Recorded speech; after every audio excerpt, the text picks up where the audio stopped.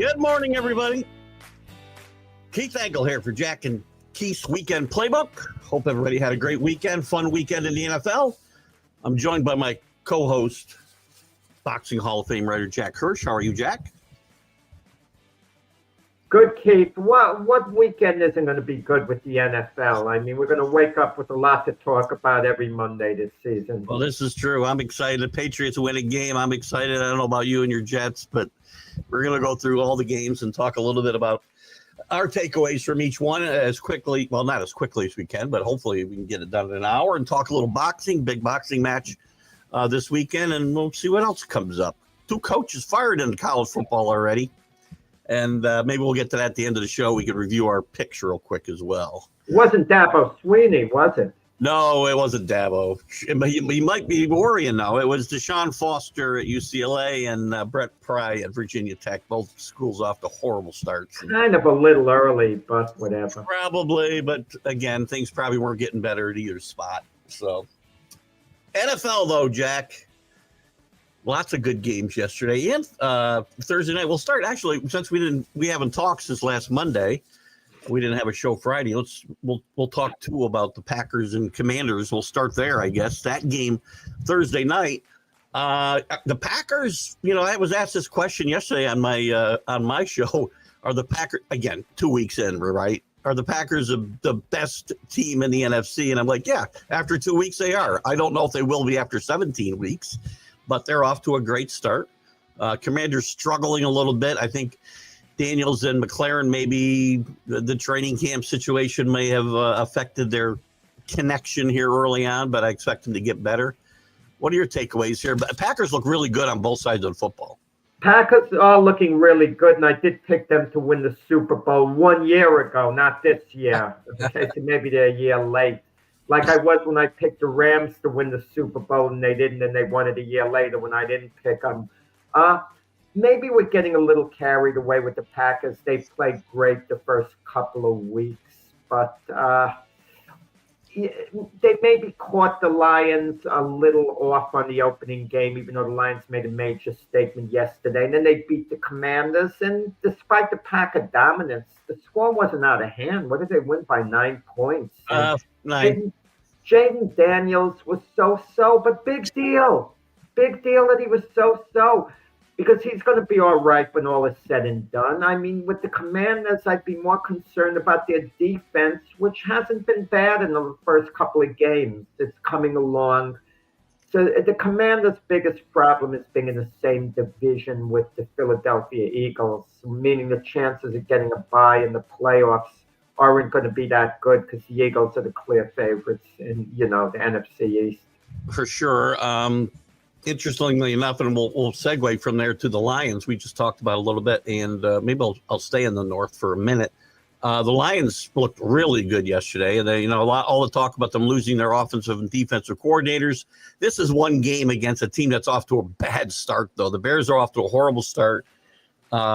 Caleb Williams looks lost. Maybe it's the new offense. I don't know. Are Lions okay without Ben Johnson? Or this is, again, just a one-game snapshot? I'm not sold yet that they're completely where they were offensively. And are the Bears this bad?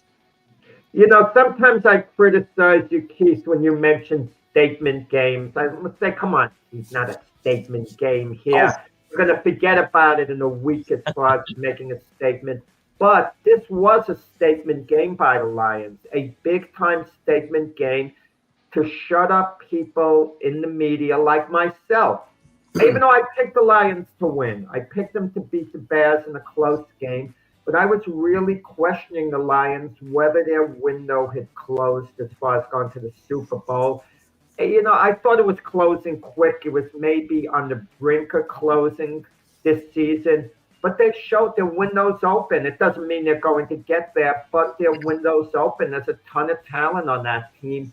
And they made a heck of a statement against the Chicago Bears, who are coming off a tough loss. And a lot of us thought the Bears were a much improved team this year, maybe not to make the playoffs, but to have a winning record and take a step forward. As far as Caleb Williams goes, he's much maligned. The worst thing Ben Johnson can do if he does it this year, Keith, is to bench him. don't bench Caleb Williams.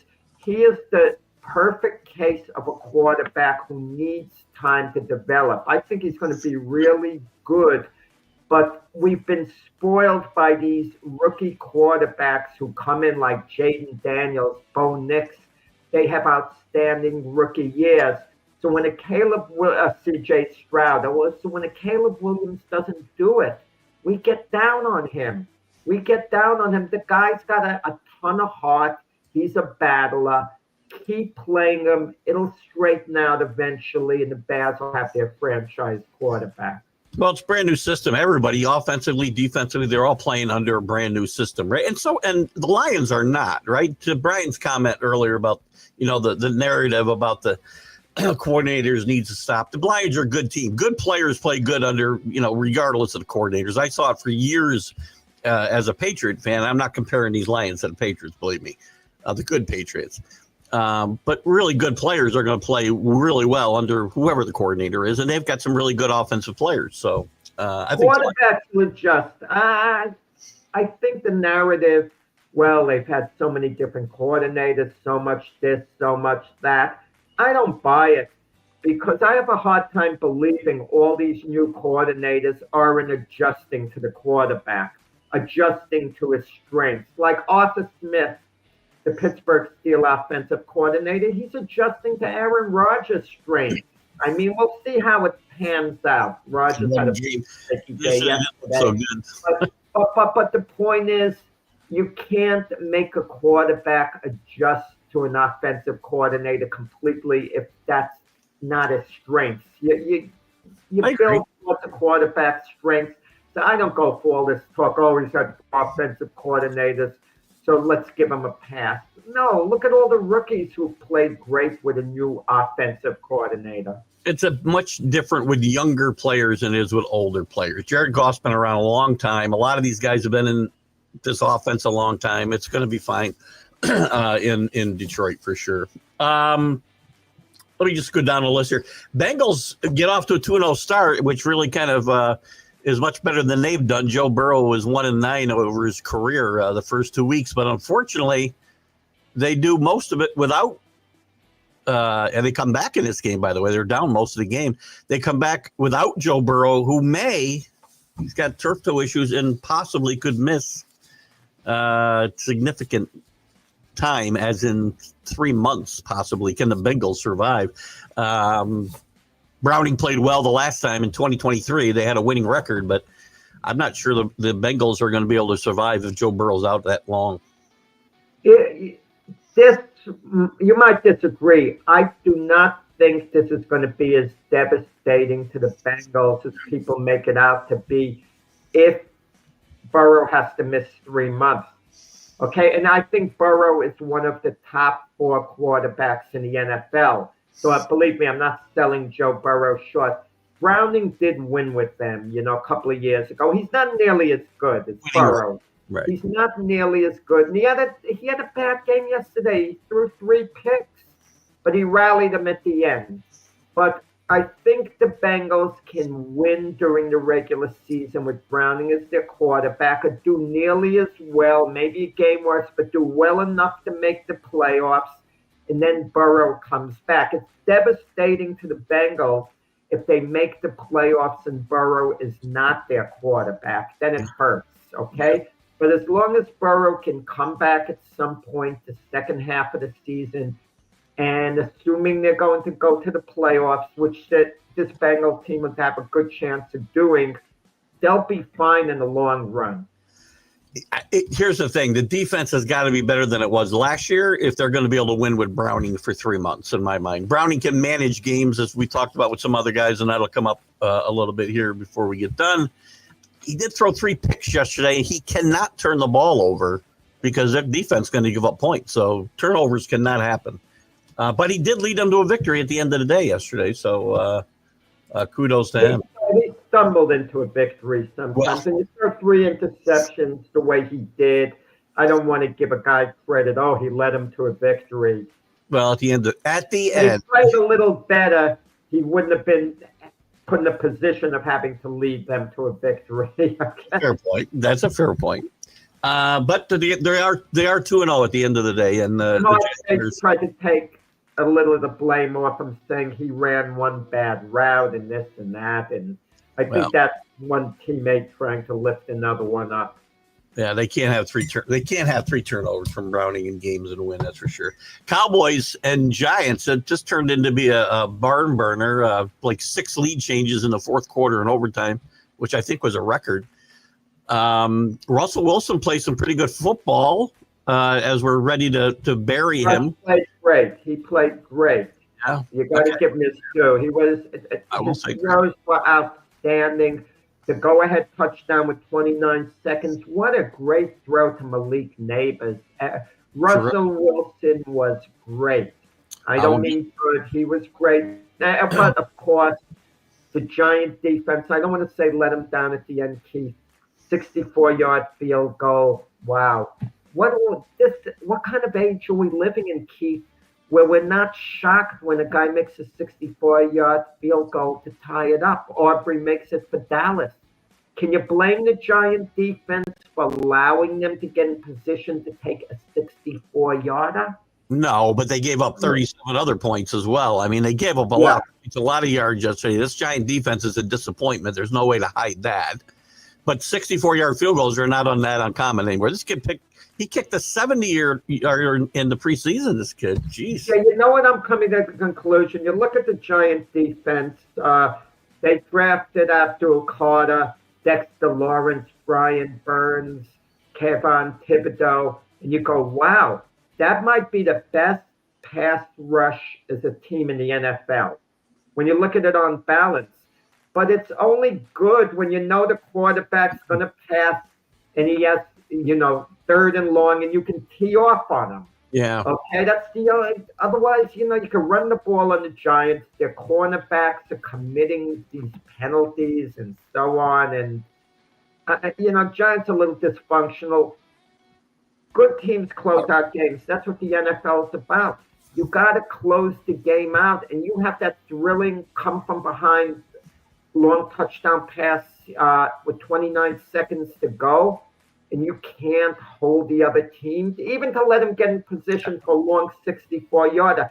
You close the game out, they're going to pass, and this is where your vaunted pass rush has to take over. Brian catches me. Thank you. I like when people fact check me. I don't like to be leave bad information out there. Cam Little from the Jags is the one that kicked the 70-yarder. We're going to see a 70-yard field goal in the NFL, I guarantee you. May not be this year, but pretty soon. And I'm so old. I'm so old. 50-yarders used to be mine. I know. Kickers are too good today. They got to make it harder somehow. I don't know how. Make it the goalpost. And I don't like rule changes, as we know. But it's just too easy to make field goals today. I don't know why. I just thought of something, Keith. They counted with the 10 yards at the goalpost back. Correct. But imagine the field position if the goalposts were 10 yards in more. You'd be kicking field goals from even 10 yards further back. Where you want to put the goalposts? No, never mind. The goalposts are fine where they are. Never mind. I'm just thinking of the past, reminiscing. Well, they were on the goal line then, right? And that was different. So, that was interesting football, by the way, because you could use the goal line, the goalpost. They'd use it to kind of pick off defensive backs, wide receivers would and stuff. It was interesting. I got to dig up a tape, but the Buffalo Bills used to have a kicker called Booth Lustig. The worst field goal kick I ever saw. And I remember him trying a 34-yard field goal for the Bills, and it came 5 yards short. Good point. Dempsey did it a 63-yarder with that club foot he had there. What do you have, half a foot, and he wrapped it up like a long time. Stood for a long time, and now, wow. Actually, Michael's got a great point here, too, that I hadn't thought about. They do have the K-balls, so they switch out the balls to kick. Maybe they should just kick with the ball they play with the whole game and not use these K-balls because, to me, it's too easy, right? No, it's not easy. It's a risk. If you miss the kick, the other team gets good field position. Well, true. And it's still a difficult – listen, 60 yards is still very difficult kick. Yeah. They're still very difficult kicks. Let's not make it out like it's like an extra point. Well, again, I say this as a guy whose team can't find a kicker for the last 6 years, for crying out loud. Yeah, New England misses 2 extra points. Two So extra why are points. we? Could have been that kid just is not good. And he's a Miami Hurricane. So I want him to do well. We'll go to the Patriots and Miami now. They missed 2 extra points. Could have factored into the game. It did not. And by the way, the kid they cut made 5 field goals for the Falcons last night. Patriots and Dolphins play. McDaniel under fire in Miami. This team, listen, this was not a great football game. Drake May played much better, much under control, better under control. Patriots made some interesting offensive calls at the end of the game. I don't know why we're throwing the football and we gave the ball back outside of 2 minutes to the team, and we could have probably got it down to 40 seconds if they just ran the football, run the Dolphins out of timeouts, and don't do it. I don't understand, but they win the game 33-27. Tua wasn't bad. The offensive, it just felt like they couldn't finish drives. Finish. They moved the Miami couldn't finish at the end when they were in position to win the game. Total foul-ups with Tua, who played well earlier. Yeah, not at the end, though. They did not play well in that. Special teams, like you're saying, they took turns returning kicks for touchdowns. I'm not in favor of coaches being fired during the season because I don't think it does any good. Managers, coaches, whatever we're talking about, whatever sport. But I find it hard to believe McDaniel's going to make it through the month of September if he doesn't improve this situation. Well, there was a big difference between the Patriots and the Dolphins' attitude-wise. The Dolphins had beaten them like 8 in a row going into this game, but that was irrelevant. The Patriots are building something in New England right now. They're building something. I think they're going to struggle the rest of the year, but they're building towards something positive. What is Miami building towards? I don't get it. They've just slid backwards. They were in the playoffs a couple of years ago. I don't like the future prospects of the Miami Dolphins. It doesn't look like there's a plan, right? To me, it doesn't look like there's a plan. And they got some good players. I mean, Tua's, when he's healthy, Tua's not bad. I like Waddle a lot. I like the running back. I can't think of his name right now. The front seven for Miami's decent. There's personnel on the team, but you got to get it done. Like yesterday is an example. If you're Miami, if you can't win a game like yesterday's, what does that tell you about the rest of the season? Where's it going to go? I mean, if you want to make something out of the season, you've got to grab a game like yesterday's. They would have been 1-1, and maybe they would have steadied the ship and then come on in the second half of the season. But they're 0-2, and, we'll see.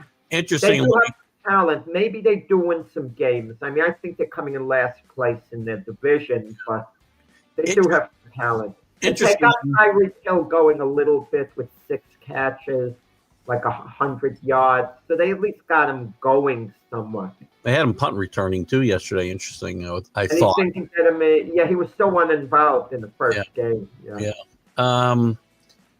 Interesting. The Patriots last week, I said the same thing about them. That's a game, if they want to be improved, if they want to get to 9 wins, which I think is the high watermark for this team. You got to win games like last week. And I counted this as a loss. When I'm doing my 9 wins, they don't go to Miami and win ever. Tom Brady would lose in Miami to not great football teams. So this is a good win for the Patriots, who are building something. I agree there 100%. The Rams go to the Titans. The Titans have kind of put the wraps on Cam Ward here early. He hasn't thrown the ball a lot. They've tried to run the football. Rams are just a much better football team, and not much for me to talk about here other than, Titans are another team with a young quarterback that's going to take a little while to develop. I'm not sure whether he'll ever fully develop. I know he made one great throw yesterday across his body. It was the type of throw that had you go, wow. That gets quarterbacks drafted in the combines, plays like that. But Cam Ward, I kind of wonder, is he going to be another Mitch Trubisky when all is said and done? I wonder whether he's going to be the Titan quarterback the next 3-4 years. They're going to give him a lot more rope than they will Levis for sure. because he was the first overall pick in the draft. If Cam Ward was a second round draft choice selection, he wouldn't be given as much of an opportunity. But because he was the first overall pick in the draft, they're going to stick with him for at least a couple of years, bare minimum, probably 3 years. And then if he's not getting it done, a whole new regime comes in. And Brian Callahan, what's he lost? 16 of his last 19 games. I mean, doesn't look good. It doesn't. And Cam Ward, let me just touch on the coaches because Danny puts this up. He's got a good point. If a team has checked out on the coach, it's time to make a change immediately. It's definitely not fair to the fan base to keep a staff that has lost a locker room. Talking about any coach, McDaniel, I would say this applies. You don't make a change for the sake of making a change. You don't make a change for public perception. I don't like Keith, it. you and I are on the same page in this. You've agreed with me. I've agreed with you. You, for the most part, don't make changes in season. It doesn't do any good. You know when I would make a change? Losses, right? As far as wins and losses and, turning everything around this year, it's not a good thing. I get a little bit what Danny's saying, but it's not fair to the fan base, but you're not changing your fortunes. Keith, if Nick Saban expresses interest in the Tennessee Titan job, let's say he would take it. If you could get an iconic coach like a Nick Saban, you can make a change in season. I get it, because you can't risk bypassing, a coach like that who comes to your program. Let's see what's happening the rest of the year. A number of teams are going to have bad years. That's the reality. Not all 32 are going to have good years. I agree with that. Yeah, I agree. We're on the same page with this part for sure. On Cam Ward, by the way, I think he has a chance, as you said, to develop. It's going to take some time. As good as he was in college, he had a lot of bad habits that will not work in the NFL. He holds the ball too long. He tries to force plays sometimes that he really shouldn't because he thinks he can fit the ball anywhere. And it'll take some time to overcome some of that. And right now they've got the wraps on him. Callahan, I think Callahan, the guy who's going to be on the clock and may not be the guy they want to develop him. I don't know. Unless you link him to the rookie quarterback. If you make them as a pairing, let him develop the quarterback, and you judge him more on the quarterback's development than on wins and losses. If you're ready to think, okay, we're going to have a losing season, we're building towards the future, the quarterback is developing nicely, we're going to be fine down the road, then you're okay. But beyond that, we got, in the past, you get a Dan Marino. It was very rare, who would come in as a rookie and be outstanding. But for the most part, in the past, quarterbacks started slowly, just like we talked about field goal kickers, a new era, the way they could kick longer. We keep looking for everyone to be like Jaden Daniels, Bo Nix, C.J. Stroud in their rookie year. And if a rookie quarterback struggles, we're starting to question how good he's going to be going forward. Like I'm questioning a little bit, with Cam Ward. I mean, I was never that high at Cam Ward. I thought he could be a good quarterback. I think he can be a decent quarterback when all is said and done. But I'm not overly confident of that. It's like a wait and see. Yeah, I don't see an elite. But I'll just back up, and I didn't want to go backwards, but Rick, I know, showed up late, and I want to get his question in here. We talked about Caleb Williams already. I have not changed my opinion about Caleb Williams after 2 games and a brand new system for him. He's struggling. The team's struggling. I mean, he's got a lot of talent, and I'm going to give this kid some rope. I haven't changed my opinion on him. He's going to be a very good quarterback. Yeah, just play him. Let him make the mistakes. Let him play through it. As long as he's learning from it, just keep going with him. By the way, this kid was better last year than people think. I mean, he wasn't horrible. His numbers weren't awful. He's a gamer. He's got the heart of a lion. He'll keep coming back at you. He doesn't lose confidence. When you have a young quarterback who doesn't lose confidence and doesn't get down on himself, and has Caleb Williams' talent, he'll be all right. Well, just since Brian brought it up, I'm going to skip over. I'm going to go right to the Broncos and Colts. Listen, the Colts are better than we think. I mean, they got a little break to win this game with a stupid penalty on a missed field goal at the end of the game. You can't make those mistakes. That's horrible. I'm sorry. Sean Payton's a great coach. That's coaching. When you make errors and penalties like that on game-ending plays, that is just ridiculously bad, and it falls back on coaching to me. Especially on a long field goal like that. I can understand if it's a 20-yarder, you take a chance on blocking. If you're offside, they do the kick over, whatever. But a long kick like that, what was it, like a 60-yard attempt or something like that? I believe so. And to commit a penalty, what are the? I'm going to tell you, if you had no one trying to block a kick, and the guy's trying to make a 60-yarder, it's probably close to 50-50 whether he makes it without any pressure on him, let alone. I mean, it's inexcusable to cost your team a game like that. All in all, too, this Bronco defense is supposed to be really good. I'm not seeing it. They gave up 165 yards rushing to Taylor yesterday. Daniel Jones looks really good again. Again, I know you think Jonathan Taylor, who took the pressure off him. They ran the ball very effectively.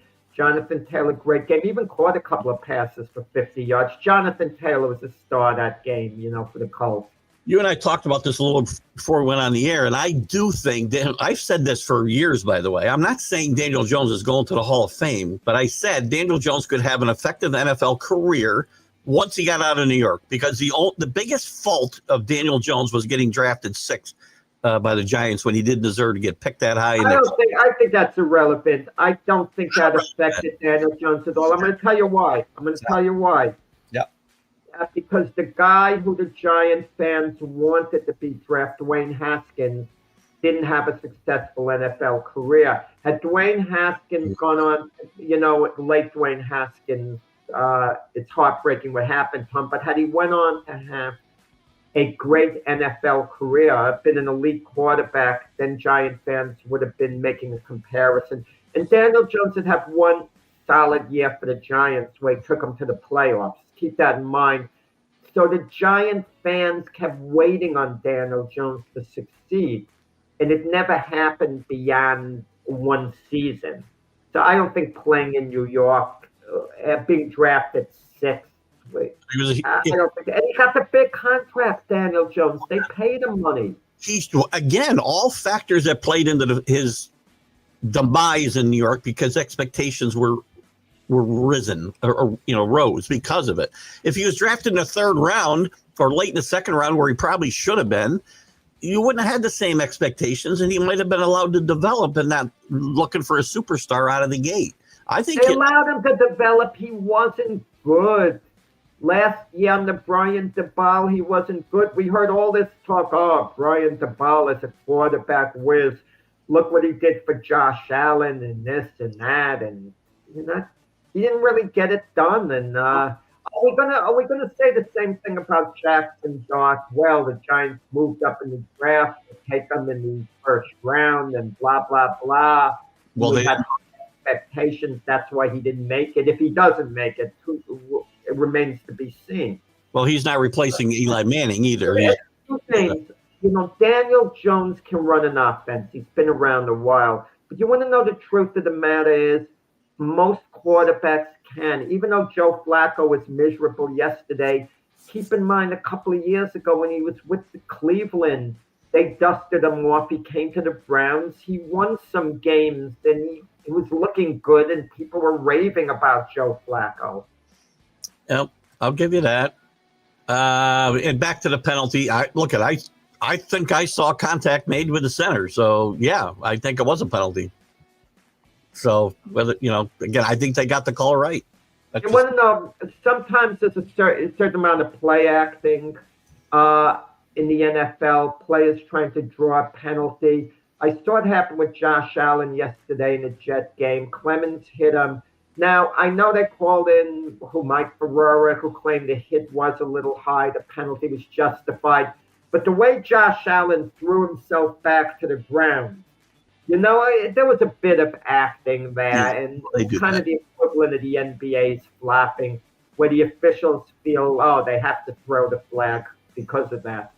And they also delay throwing a flag. Sometimes They wait, it seems like, a few seconds, and if the crowd is booing, then all of a sudden a flag will come off. Or one official might be looking at another official, saying, is he going to throw the flag? But it is what it is. Danny, I'll leave that. I'm going to leave that coaching change conversation because we're starting to get a little long. So, but I see your point. And we could carry that on. That's generic. Yeah. Just to go back to Daniel Jones real quick before I move on, we'll find out about Daniel Jones because what's ironic to me, and I mentioned this to Jack before the show, is we're on the exact opposite sides of where we were with Sam Darnold. I said we knew who Sam Darnold was because we'd seen the best of Sam Darnold. He went into a great situation, but he's also playing okay right now. So moving on from that situation. He's not really playing. He's been quite average, Sam Darnold, for 2 games. Come on, what are you talking about? He hasn't shown that he's, so good for 2 games. They're 1-1, and Seattle won the game in part on their special teams yesterday. Come on. Well, he threw a couple of Sam Darnold is confident. Look, Sam Darnold is competent without question, and you put him on a Viking team, he's going to be more than competent. He's going to be good. All he needs to do is, again, manage game. I think they've got a pretty good defense, I think, in Seattle. I'm wondering about the Steeler defense all of a sudden as well now since we're on this game. Because Darnold, I think, did look pretty good. Walker ran the ball very well. He averaged almost 10 yards a carry yesterday, or 9 yards a carry, whatever it was. They've got some good receivers in Seattle. I think Seattle's better than you think, and I don't think Pittsburgh's that good. I've said that. Seattle is going to have a losing record this year. Pittsburgh is going to have a losing record this year. So it's 2 teams who are going to have losing records playing one another. One of them has to win. So you're going to sing the virtues of the one who won the game, and that's Seattle. We're fine, Season's got a while to go. We'll see how it plays out. Yeah. Again, I think the Seahawks are a better team here. Speaking of quarterbacks and rebounding, Mac Jones gets a start yesterday, and I'd like the Saints to beat 49ers yesterday. And Mac Jones has a pretty good game. Throws 3 touchdowns, 270-some yards, and the 49ers go on the road to beat not a very good Saints team, unfortunately, for our good friend James Martin. But again, nice job by Mac Jones, who hasn't got a lot of chance to play the last 3 years. So, a very nice job. Keep in mind, Mac Jones had a good rookie year, so he showed he can play in the NFL. Like we were talking about Daniel Jones. Daniel Jones shows he could play in the NFL. Can be an effective quarterback because he did it for a year. Once you do it for 1 year, there's no reason why you can't do it going forward, but the situation's got to be right. And as you pointed out, they messed up Mac Jones' 2nd year in New England. What did Bill Belichick do to him? Bringing him like Matt Patricia to coach Mac Jones or whatever. But he's with the 49ers, a team that has faith in him. Let's not get carried away if Mac Jones plays well the next couple of weeks. He should be starting ahead of Brock Purdy. I don't want to hear any of that. Please, going forward. Not from you, Keith, but from everyone out there who comments. Brock Purdy is their quarterback. Mac Jones is a good backup, but what Mac Jones could be doing for himself is what other quarterbacks have. Play well in the backup row. Maybe you get an opportunity to start elsewhere if the right situation, comes along. But there are not that many job openings now for starting quarterbacks in the NFL. Very little, as far as I can see. Very few, and might be that way for a while. And Brian, you're right. I won't be picking the Saints anymore either. So I can tell you. No, I picked them week 1. I said the Saints are going to be 2-15 this year. Vikings. J.J. McCarthy. I'm not high on J.J. McCarthy. I'm sorry. I said that all along. Well, we're going to skip ahead to the Vikings right now because I want to. Danny put this up, and I want to talk about a couple things, and hopefully Rick's here. J.J. McCarthy, you're right. They played 8 quarters. They've only scored touchdowns in 1 quarter. 3 touchdowns in the 4th quarter against the Bears. J.J. McCarthy looked, I think, lost last night, much like he looked in the first half of the first game. It's 2 games. Again, I don't want to overreact. But you know what killed the special teams? Rick Sherlock talks about special teams. I talk about special teams a lot. Special teams killed the Vikings last night. They lose on 5 field goals by a guy the Patriots cut, of course. And I'm not sure if this Viking team is going to be as good as we think they are with J.J. McCarthy there. Well, how good did you think they were going to be? They were 14-3 last year. I thought they'd go 8-9 this year. I didn't think this Viking team was going to be good. You know, at best they were going to be an average team this year. Well, around J.J. McCarthy. You know what it is? In fairness to J.J. McCarthy, he's the type of player they just have to play for a couple of years, let him develop. But the Vikings are in a win-now mode with all their weapons on offense, and they have a decent defense. So that's the problem you have with J.J. McCarthy. He had one great quarter, to pull the game out of the Bears in the opener. So everyone got their hopes up high about J.J. McCarthy. But it's going to take... I won't say he will be good. I think he will be. I don't think he'll be a great quarterback this year. I thought they'd make the playoffs. Rick's right. You can't win if you're not protecting your quarterback. We know this. Every team in the league seems to have these problems. You know what my red flag was on J.J. McCarthy? This was my red flag, and I'm the only one that had the red flag. Jim Harbaugh, his coach at Michigan, said J.J. McCarthy should be the number 1 player in the draft. Okay, pick that in the draft. Jim Harbaugh could have made a deal for J.J. McCarthy, and he could have traded Justin Herbert and gotten some great draft capital. But he didn't do it because Herbert was struggling, by the time, Harbaugh was hired. He wasn't the same quarterback as he was earlier. But no effort to get J.J. McCarthy.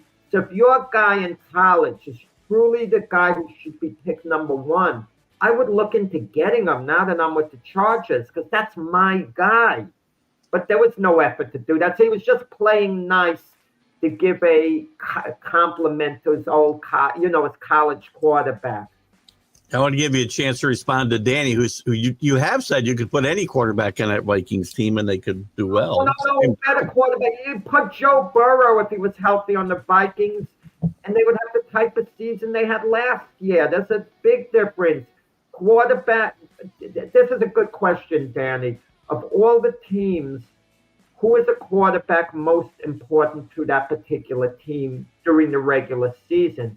The Bengals less so than the Vikings.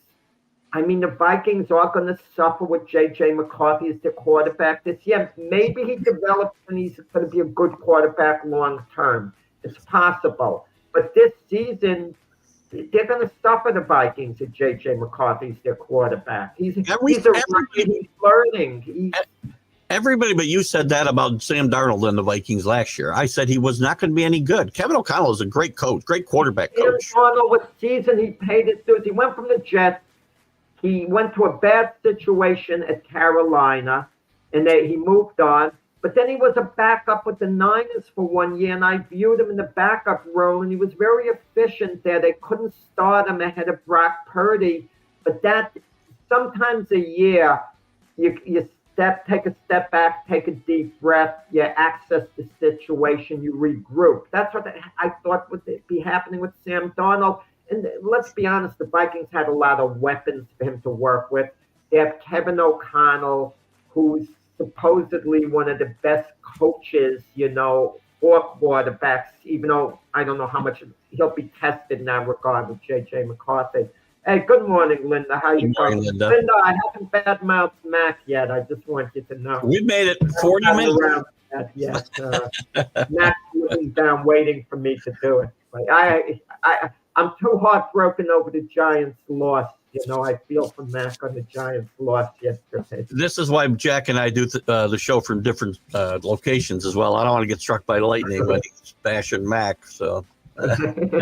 So anyway, a couple of things here. Harbaugh loved Herbert when he was in college, says Michael, and tried to recruit him to get to Michigan. Could not do so. So okay, good point. And give Harbaugh credit.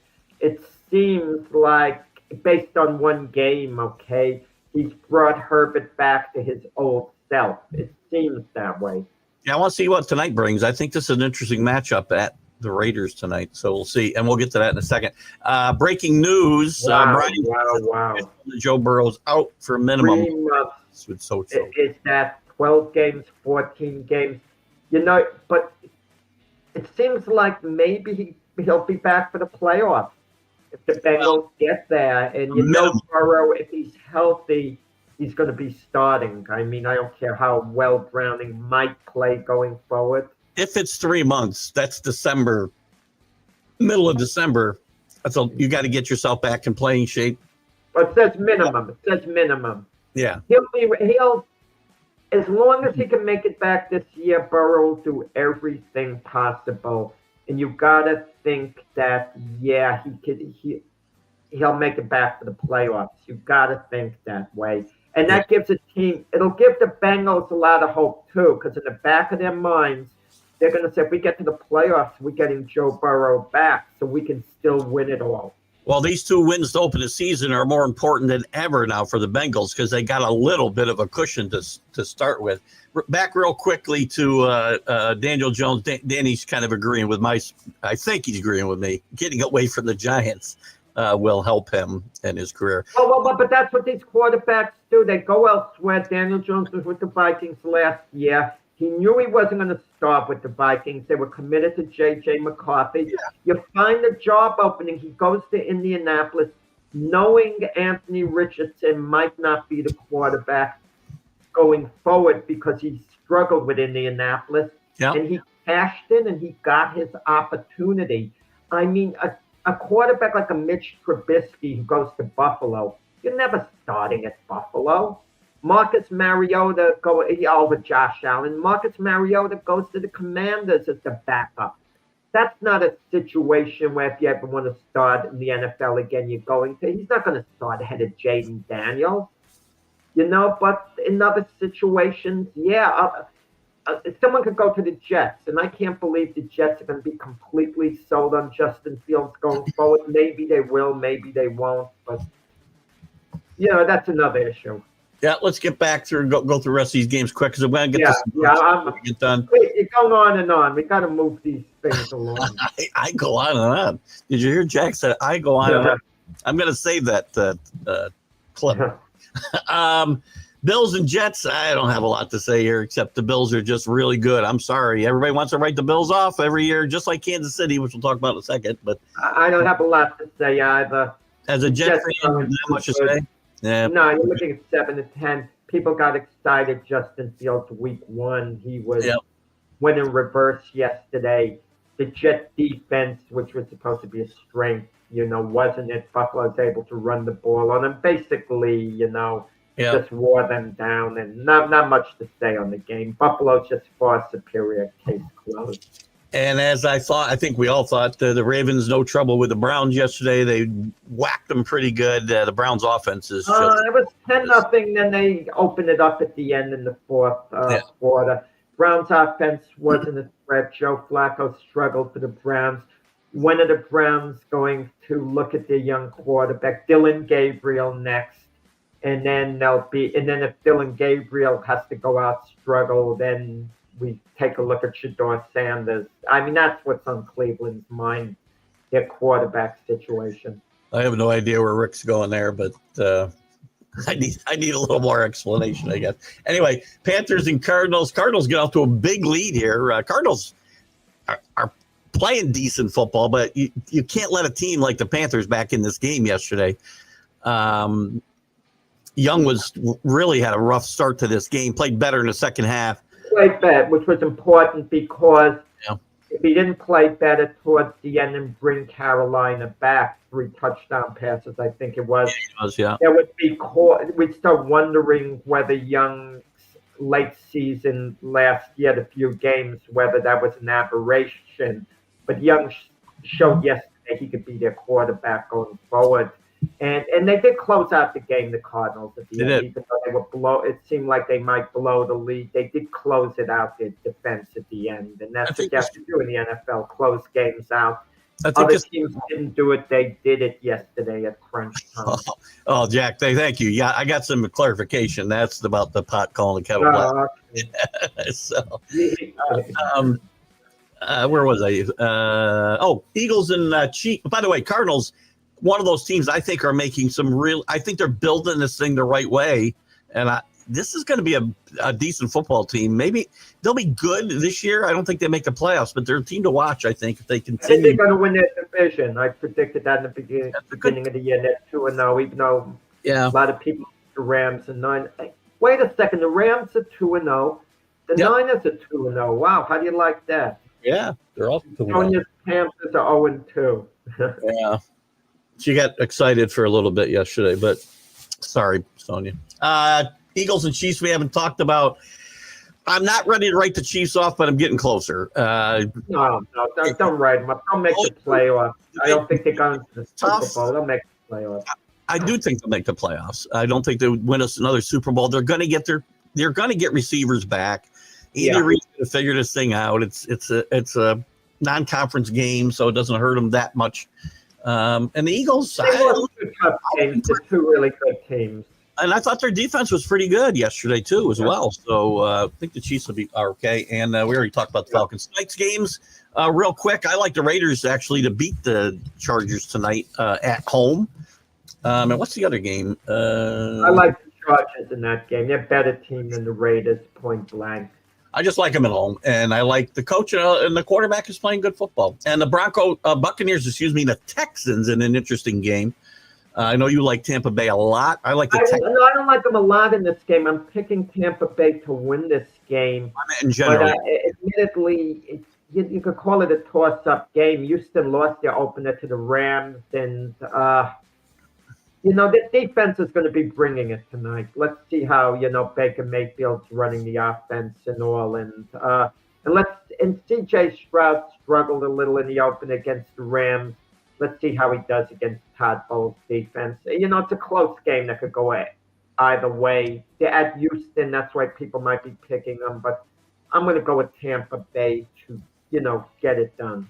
I hope we aren't getting these 10 o'clock Monday night games every week again. Jeez. No, it's 2 games on Monday night. You're usually not going to have the 2 games. Yeah, I hope. Last year they did it quite a few times, and I hope we don't do that. Late. Why do these games have to begin 8:20 or so? I mean, you have a lot of people that go to work the next day on the East Coast. Right. I mean,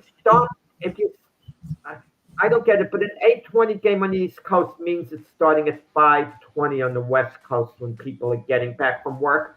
But start the darn game at 4:20. The people on the West Coast, to let them tune in the second quarter to accommodate the East Coast. It's look. There's a lot of country that they want to get to. I get it. They are too late, but you know what? It's funny when Monday Night Football started. If I'm not mistaken, when I was a kid, the games were at 9 o'clock. 9 o'clock. Yeah. I mean, who could stay up for the end of the game? Kids got to go to school too. They're young fans.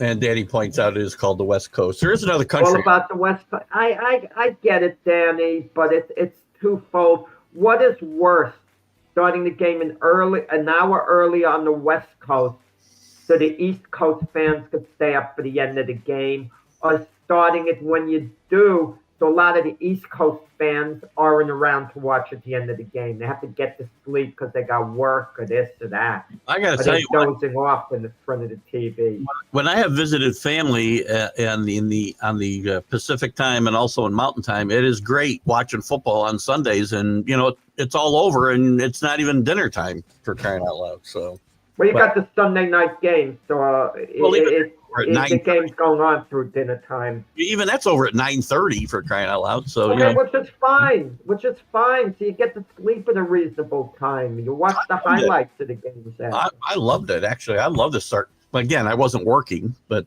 when I was out there, but I loved it.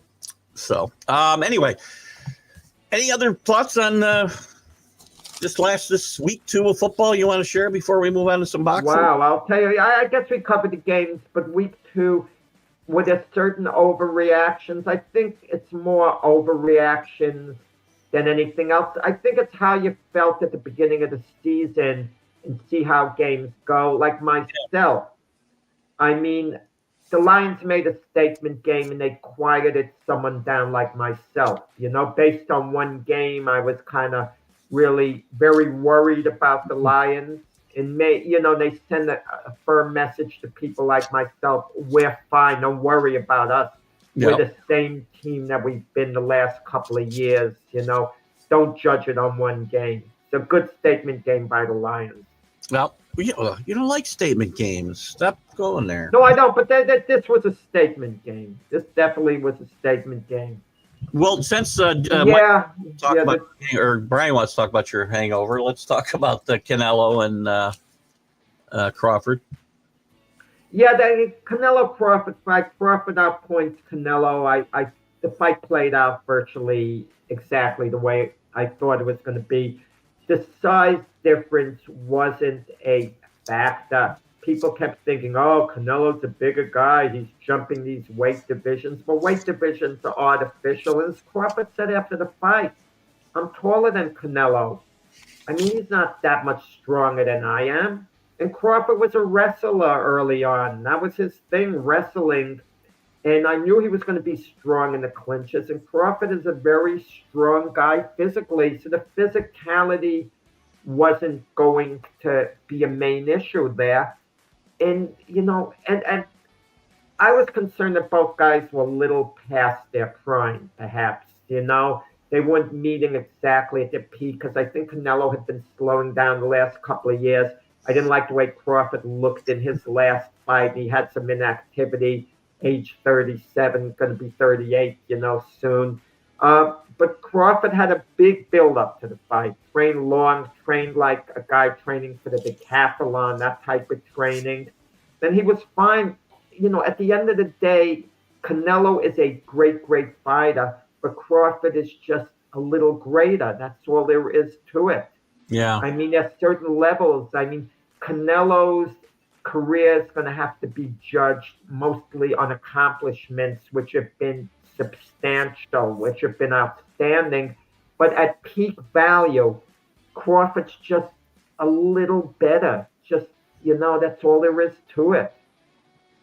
And Danny's mentioning, and we talked a little bit about your partner, Frank Laterzo, comments yesterday about Ray Leonard. I don't remember you. Well, I mean, Danny, Danny.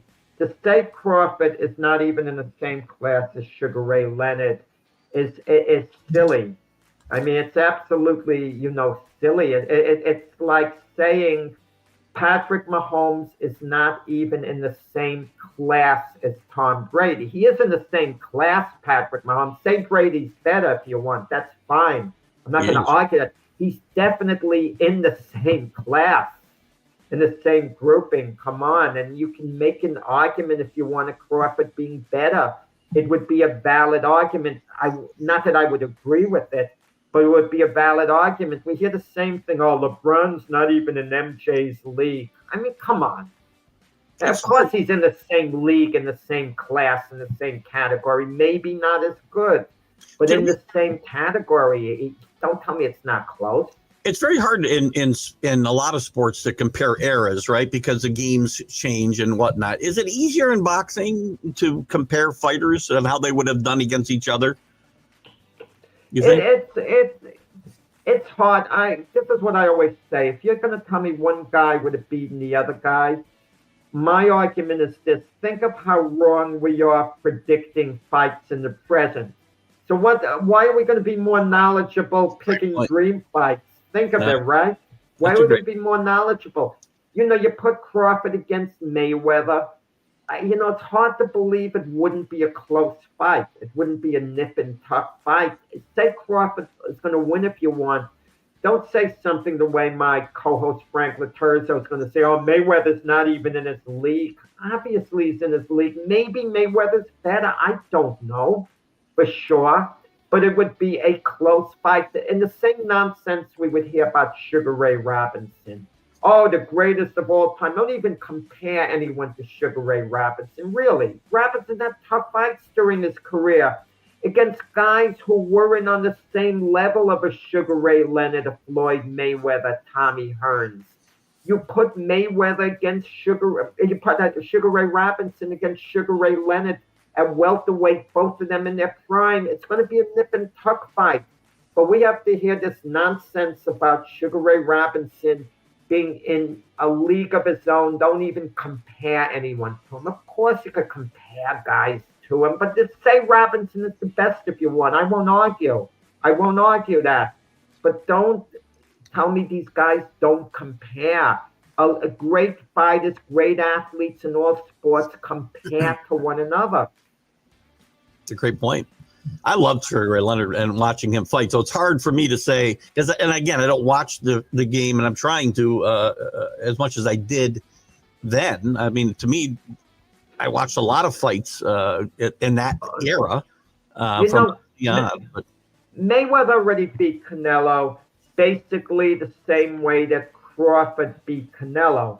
But now we hear, well, Canelo was early in his career. He was a baby, this and that. He had like 43 fights. Canelo was established. But Canelo, thanks, Danny, but Canelo got better after losing to Mayweather. But by the time Canelo fought Crawford last Saturday, this is a Canelo that was a little past his prime. Still a very good Canelo, but not quite a peak Canelo. But, Crawford, bottom line's just a little better than Canelo was. And it wasn't lopsided, the fight. I had Crawford winning 8 rounds to 4, or 116, 112. One judge had it that way. Two judges had it a little closer, 115, 113, 7 rounds to 5. I thought that was scored a little closer than it should have been, but not outrageous. I'm not getting hyper because 2 judges had it 115, 113. I can see their point, having it that way, because Canelo was doing effective things during the fight. And there were times where Crawford was conservative, a lot of movement, trying to figure Canelo out. And there was some nip and tuck rounds during the fight. So if you give most of them to Canelo, I can see how 2 of the judges had it at least close, 115, 113, even though I had it 116, 112 like the other judge. But I don't want to hear these things on social media. Oh, these judges should get investigated for that way they had it. Canelo maybe didn't even win 2 rounds. It's funny, when one guy wins a fight, if one judge had given Crawford 11 rounds to 1, that judge would be so out of line, but no one would say anything because the right guy gets the decision. Right. But when it's close, they complain. Well, you would know. Any thoughts? And I'm sure you're going to cover a lot of this tonight on Glove Fist with Frank Laterzo, as I mentioned. 7 p.m. Eastern time, yeah. That out, 7 p.m. Eastern. Always good stuff. We'll share it to my page after the fact as well. Any thoughts on the sad passing of Ricky Hatton in the world of boxing? Thanks for bringing that up, because a moment ago it crossed my mind saying, we're not even going to talk about it. Well, I'll save it for tonight. Yeah, I mean, what a shock. I think of the publication I write for. It's based in the UK. It's called Boxing News, based in the UK. They're going to have their cover. I don't know what I wouldn't want to be the editor, Oliver Fennell. I wouldn't want to be that at all, because obviously you have Crawford and Canelo. You have your big cover that sells. It's a weekly publication. Yeah. But with Hatton and a major icon in the UK suddenly passing, normally, how can you not have Hatton on the cover? So they're probably going to have the fight and something on Hatton on top, and Hatton had a lot of demons, unfortunately, and it's heartbreaking at his age, 46. Very young.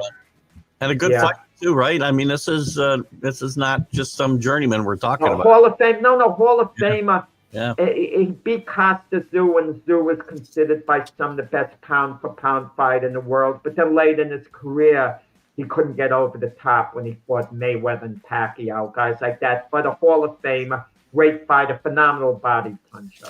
Good stuff, Jack. Thank you for that. And again, check out Glove Fist tonight at 7 p.m. Eastern, because you're going to get a lot more, I'm sure, on both the fight and Ricky Hatton. as well. Jack, thank you. Well, Friday we'll cover our picks from college football this past week on Friday morning when we make our picks for this coming week, and we'll talk about the coming NFL week. We'll talk about a little baseball on Friday. We'll have everything for you. And Jack, great show. Great to have you as always, and I'm glad to be back in the saddle with you after missing Friday. Everybody have a good Monday. We'll see you later. Keith for Keith and Jack. Bye-bye. I'm having a little trouble here. We're live now, live. Still. Yeah, my music died. I don't know why. Yeah, we can talk a little sports now, still. Linda said Matt was messing with my electronics.